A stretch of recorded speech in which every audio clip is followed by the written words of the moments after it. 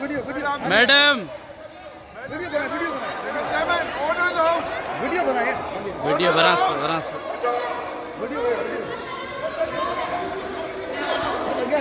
ना ठीक है।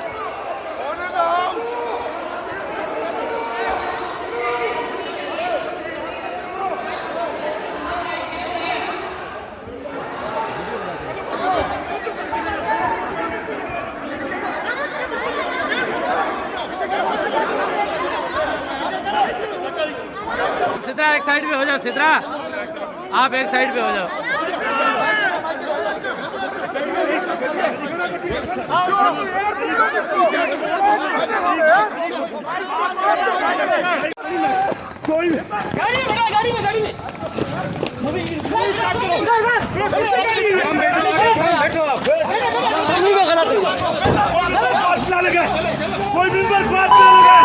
बिस्मिल्लाहिर्रहमानिर्रहीम।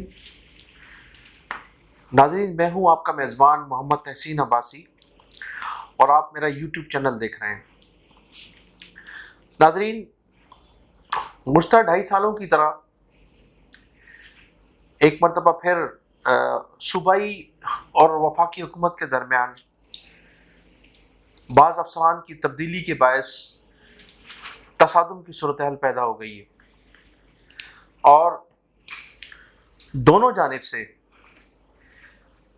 बाज़ अफसरान की तब्दीली वफाक की जानिब से और सिंध हुकूमत की जानिब से उन अफसरान को के आर्डर मनसूख करने, एहतजाज करने और उन अफसरान को चार्ज न छोड़ने के अहकाम दिए जा रहे हैं। गुज़श्ता 2-3 रोज़ कबल हमारी एस्टेब्लिशमेंट डिवीज़न की जानिब से सिंध के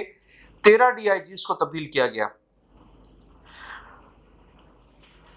जिसके बाद एक नया तनाज़ा सिंध और वफाक के दरमियान खड़ा हो गया है। ये भी इतलात है कि जिन DIGs रैंक के अफसरान को सिंध से हटाया गया, इनमें से 7 DIGs ऐसे भी हैं जिन्हें सिंध हुकूमत की जानिब से ये पैगाम दिया गया है कि वो अभी अपना चार्ज न छोड़ें जब तक उन्हें कहा न जाए। इन पुलिस अफसरान के तबादले समझे या इन्हें समझा जाए कि इन्हें सिंध बदर किया गया है। सिंध हुकूमत और हिज़्ब इख्तिलाफ के दरमियान जो गुज़श्ता कई रोज़ से इख्तिलाफात जारी हैं, जिसके बाद इख्तिलाफात की जो शिद्दत वो उस वक्त पैदा हुई जब सिंध हुकूमत की जानिब से कायदे हिज़्ब इख्तिलाफ अली मादिल शेख के जो ज़मीनें थी या जो जिन ज़मीनों पर फार्म हाउस तामीर किए गए थे या जो ज़मीनें उनके अंडर में थी या जिन ज़मीनों पर उनके लोग बैठे हुए थे, उनको तोड़ा गया, उनके फार्म हाउस को तोड़ा गया। अगरचा ये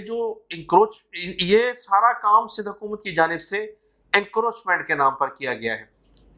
और इंक्रोचमेंट ख़त्म करने के जो अहकामात थे वो हमारी मुअज़्ज़ज़ अदलिया की जानिब से अहकामात सादिर फरमाए गए थे,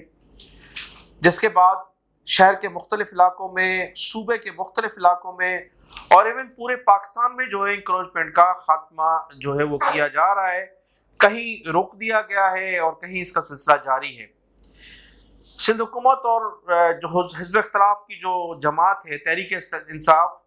उसके दरमियान ये जो शिद्दत अख्तियार हुई ये इंक्रोचमेंट के ख़ात्मे के सिलसिले में हुकूमत की कार्रवाई के बाद शुरू हुई। उसके बाद ये सिलसिला जारी था कि ज़मनी इंतखाबात का वक्त आ गया और ज़मनी इंतखाबात में तहरीक इंसाफ के जो कायदे हिज़्ब इख्तिलाफ थे अली मादिल शेख ने अपने रफ़्क़ाकार के साथ मिलकर मलीर के इलाके में जिस तरह से पोलिंग स्टेशन के दौरे किए, वो कहते हैं कि हमने दौरे किए लेकिन पीपल्स पार्टी की हुकूमत उसे हमला करार दे रही है और ये कहा जा रहा है कि इन्होंने न सिर्फ पोलिंगों पे हमले किए हैं, बास पोलिंगों को बंद कराने की कोशिश की गई है, जिसके नतीजे में वहाँ काफ़ी जो है हरासमेंट पैदा हुई। वहाँ लोगों ने जो है वोट कास्ट नहीं किया और वहाँ हालात ख़राब करने की कोशिश की गई, नस्ली फसादात कराने की कोशिश की गई, जिसके बाद الیکشن کے روز ہی پیپلز پارٹی کی حکومت نے اور ان کی جماعت کی جانب سے الیکشن کمیشن سے یہ اپیل کی گئی کہ انہیں فی الفور گرفتار کیا جائے ورنہ مزید حالات خراب ہو سکتے ہیں۔ حکومت کا یہ الزام تھا کہ ملیر میں ہونے والے انتخابات میں حزب اختلاف کی جماعت کے قائد حزب اختلاف اور دوسرے تمام اراکین اسمبلی جو تھے تحریک انصاف کے، وہ مختلف پولنگوں پر گئے، انہوں نے حملے کیے، مختلف پولنگوں پر قبضے کرنے کی کوشش کی، جس کے بعد سندھ حکومت نے اقدام اٹھایا۔ لیکن دوسری جانب صوبائی وزراء بھی دندناتے پھر رہے تھے، مختلف پولنگوں پر مختلف کیمپوں پر وہ موجود تھے، ان کی تصاویریں چھپی ہیں، ان کی پوری جماعت، پیپلز پارٹی کی جماعت، پیپلز پارٹی کی بھی یہ روایت رہی ہے کہ جہاں بھی الیکشن ہوا یہ پوری مشینری استعمال کرتے ہیں، پوری پیپلز پارٹی وہاں جمع ہو جاتی ہے، پورے پیپلز پارٹی کے وزراء، اراکین اسمبلی، پارٹی کے لوگ جو ذیلی تنظیموں کے عہدیدار ہیں، سب مل کر وہ الیکشن لڑتے ہیں۔ وہاں بھی یہی ماحول تھا اور حزب اختلاف کا بھی یہی ماحول تھا، حکمرانوں کا بھی یہی ماحول تھا۔ علیم عادل شیخ کی گرفتاری کے بعد CIA سینٹر میں ان پر جو سانپ پھینکا گیا، ان کی جانب سے یہ الزام تھا، حکومت کہتی ہے کہ یہ ان کا ڈرامہ تھا، ان پر تشدد کیا گیا، حکومت کہتی ہے کہ یہ ڈرامہ تھا۔ سندھ کا CIA سینٹر ویسے بھی بدنام ہے، جہاں خود آصف علی زرداری کی زبان کاٹی گئی، اور جس شخص کو اس زمانے میں IG بنایا گیا تھا سندھ کا، آج وہ مسلم لیگ کے ٹکٹ پر سینیٹر ہیں پنجاب سے۔ تو پیپلز پارٹی کے حکومت کو بھی یاد ہونا چاہیے کہ آج وہ جس جماعت کے ساتھ بیٹھ کر موجودہ حکومت کی جڑیں کاٹنے کی کوشش کر رہے ہیں، اس زمانے میں زبان کاٹنے والا آج آپ کے ساتھ سینٹ میں وہاں موجود ہے اور آپ کے ساتھ مل کر اس حکومت کے خلاف جدوجہد کرنے کا حصہ بنا ہوا ہے، جس نے کل تک زبان آپ کی کاٹی تھی، زرداری صاحب کی زبان کاٹی تھی، اور آصف زرداری کی کٹی ہوئی زبان نے اہل سندھ کو زبان دے دی تھی۔ پورے سندھ میں احتجاج ہوا تھا اور سخت احتجاج ہوا تھا۔ محترمہ نے اس زمانے میں محترمہ بینظیر بھٹو صاحبہ نے الزام عائد کیا گیا تھا کہ IG جو ہیں وہ ان کو مروانا چاہتے ہیں، ان کو قتل کرنا چاہتے ہیں۔ تو یہ تمام ماضی کی باتیں تھیں، اور آج وہی دونوں جماعتیں مل کر سینٹ کا الیکشن بھی لڑ رہی ہیں، اور سینٹ کے انتخابات میں جو ہے وہ حکمران جماعت کے ساتھ مقابلہ بھی کر رہی ہے، اور وہ سینیٹر بھی موجود ہے جس نے آصف زرداری کو بقول محترمہ بینظیر بھٹو اور پیپلز پارٹی کے عہدیداروں کے مروانے کی کوشش کی تھی۔ آج وہی آصف زرداری کے ساتھ میٹنگوں میں موجود ہے، سینٹ میں انقلاب لانے کے لیے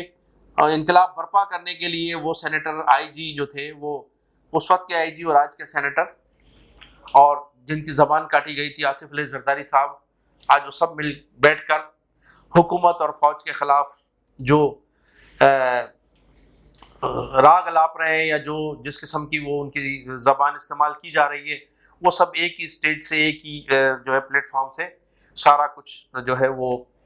تمام جھوٹیاں انجام دی جا رہی ہیں۔ تو اب سینٹ کے انتخابات کے سلسلے میں کچھ آپ سے بات چیت میں کرنا چاہوں گا۔ سینٹ کے انتخابات جو اب آخری مراحل میں داخل ہو چکے ہیں، اور ہماری معزز عدالت عالیہ کا فیصلہ بھی منظر عام پر آ گیا ہے کہ سینٹ میں جو ہے پوری قوم کی نظریں اس وقت لگی ہوئی ہیں، اور جو سینٹ کا الیکشن ہے وہ ایک طرف ہے، اور جو ایک نشست ہے اسلام آباد کی جس میں پی ڈی ایم کے جو امیدوار ہیں وہ سید یوسف رضا گیلانی، جو ماضی میں نااہل قرار دیے گئے تھے، اور ماضی میں نااہل اس لیے قرار دیے گئے تھے کہ ان کی جو چوریاں پکڑی گئی تھیں، ان کی بیگم کی جانب سے چوریاں پکڑی گئی تھیں، ان کی بیگم کی چوریاں پکڑی گئی تھیں، ان میں ان کو نااہل قرار دیا گیا تھا، وہ پی ڈی ایم کے امیدوار ہیں۔ اور دوسری جانب سابق وزیر خزانہ ہیں حفیظ شیخ، جو ماضی میں پیپلز پارٹی کے وزیر خزانہ بھی رہے، اور سابق صدر مملکت جنرل پرویز مشرف کے دور میں بھی وزیر خزانہ رہے،